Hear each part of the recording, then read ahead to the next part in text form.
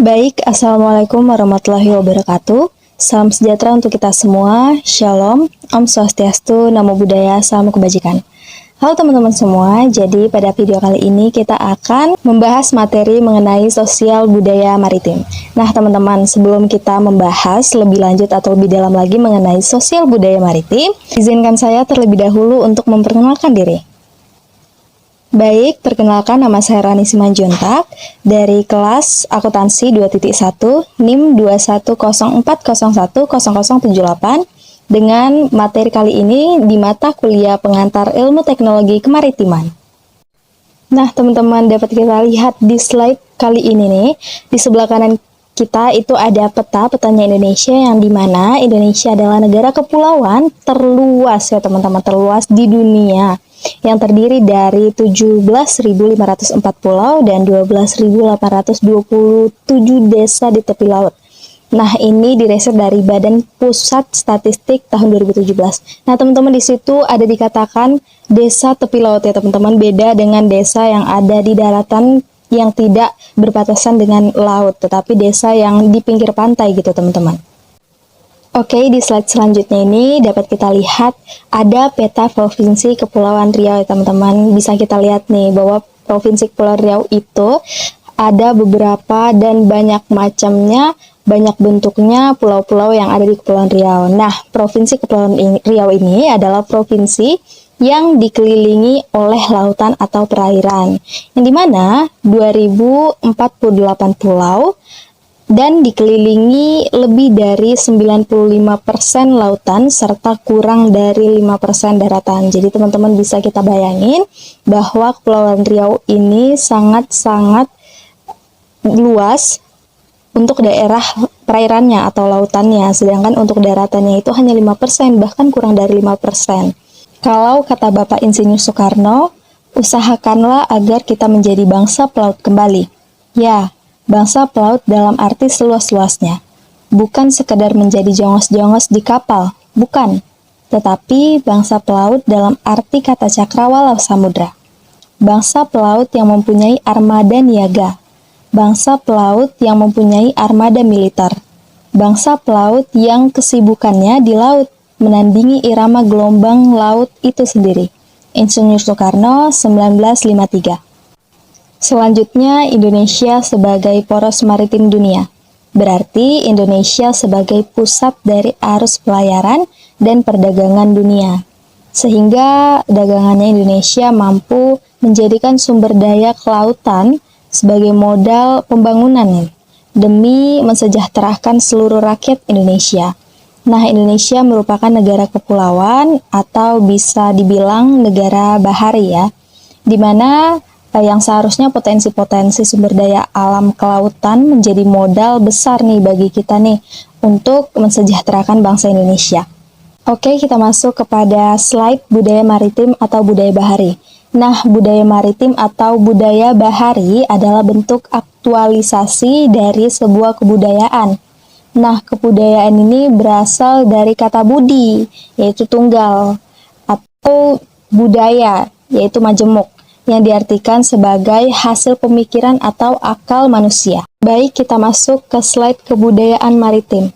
Nah, kebudayaan bahari atau kebudayaan maritim ini merupakan salah satu bagian yang termasuk dalam kebudayaan, karena kebudayaan bahari ini berasal dari hasil pemikiran dari masyarakat yang hidup di wilayah perairan dan pesisir pantai. Nah, kebudayaan maritim juga dapat dikaitkan dengan kebudayaan kelautan. Nah, budaya maritim dilihat dari sisi etimologis budaya diartikan sebagai suatu yang sudah menjadi kebiasaan dan sukar diubah, sementara maritim ini memiliki arti laut. Dengan demikian, kebudayaan maritim adalah sesuatu yang sudah menjadi kebiasaan masyarakat yang berada di pesisir laut. Oke, sekarang kita masuk ke slide sistem budaya maritim pengetahuan.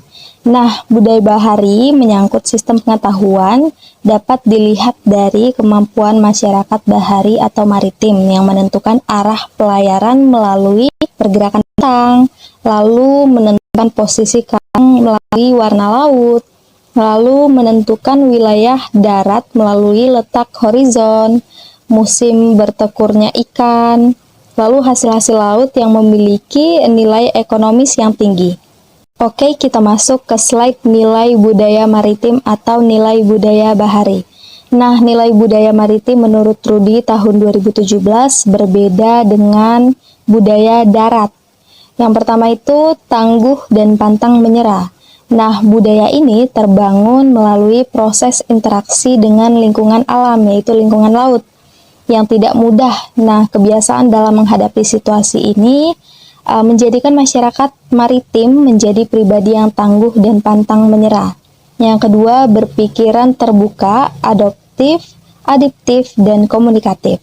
Nah, masyarakat maritim mengharuskan melakukan perjalanan maritim dari pulau ke pulau lain untuk memasarkan dan membeli sekaligus menjual kembali daerah lain ke daerah lain. Nah, situasi inilah yang memungkinkan terjadinya komunikasi dan kontak dengan berbagai kelompok masyarakat yang memiliki latar belakang dan adat istiadat yang berbeda.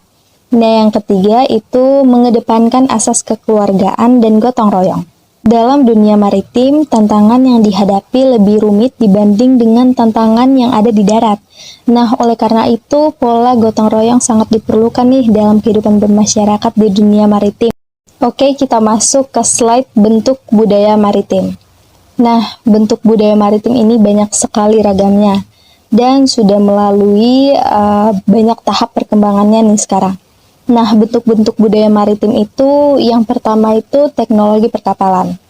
Pada awalnya, kapal di Indonesia ini hanyalah sederhana nih, seperti sampan dan git. Nah, seiringnya berjalannya waktu, sudah mulai berevolusi nih. Pada masa Kerajaan Sriwijaya, kondisi perkapalan ini sudah mulai berkembang atau dikembangkan untuk mengawasi perdagangan daerah koloninya. Nah, pada saat masa Portugis datang membuat kapal Indonesia mengalami signifikan, sehingga banyak galangan-galangan kapal yang terkenal di Jawa. Yang kedua itu ada navigasi atau teknologi pelayaran. Nah, teknologi pelayaran pertama bagi Indonesia adalah menggunakan sistem angin, yaitu tentang angin darat dan angin laut. Setelah para koloni datang ke Indonesia, barulah alat-alat pelayaran atau teknologi-teknologi pelayaran masuk dan merambah ke dunia nelayan Indonesia. Seperti itu contohnya kompas. Nah, yang ketiga itu ada tradisi kemaritiman. Nah, tradisi kemaritiman adalah kebiasaan masyarakat maritim Indonesia yang sudah dilakukan sejak lama.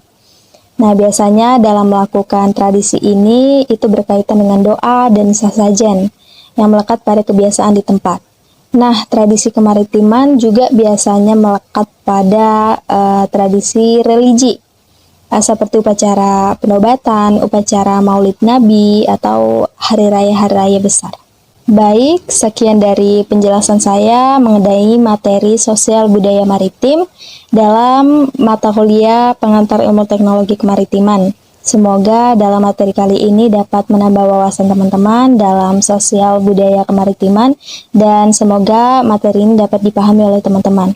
Jika ada kesalahan kata atau pengertian mohon dimaafkan karena kesempurnaan hanya milik di atas. Baik, sekian dari materi kali ini atau penjelasan kali ini. Semoga suka dan sampai jumpa.